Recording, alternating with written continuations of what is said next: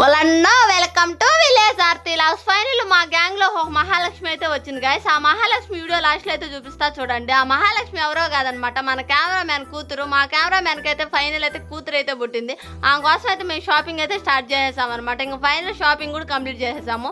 ఇంకా నేను మా టీం వాళ్ళు మొత్తం కలిసి ఇంక స్టార్ట్ వెళ్ళిపోయాము. మా సైడ్ అయితే పురుడు అంటారు, మీ సైడ్ ఏమంటారు వీడియో కింద అయితే కామెంట్ చేసేసేయండి. ఇంకా మేమైతే మా కెమెరా మ్యాన్ వాళ్ళ ఇంటికి అయితే వెళ్ళిపోయాం అనమాట. మేము వెళ్ళిన వెంటనే మా కెమెరా మ్యాన్ అలాగే వాళ్ళ వైఫ్ అయితే వాళ్ళ కూతురుని తీసుకొచ్చి మా చేతిలో పెట్టేశారు. నాకైతే చాలా హ్యాపీ వేసింది అనమాట. ఎందుకంటే వాళ్ళ కూతురుని మేము వెళ్ళిన వెంటనే మా చేతిలో పెట్టినందుకు. ఈ పద్ధతి మీ పక్క ఉందో లేదు వీడియో కింద అయితే కామెంట్ చేసేయండి. మన కూతురుని అయితే వేరే వాళ్ళకైతే అమ్మేస్తారనమాట. మనమైతే వాళ్ళతో కొట్లాడి వాదించి మరి మా కూతురు అంటే మా కూతురు అని చెప్పి మనం కొట్లాడాలి. మా కెమెరా మ్యాన్ కూడా వాళ్ళతో ఏం చెప్పాడో మీరు కూడా వినండి.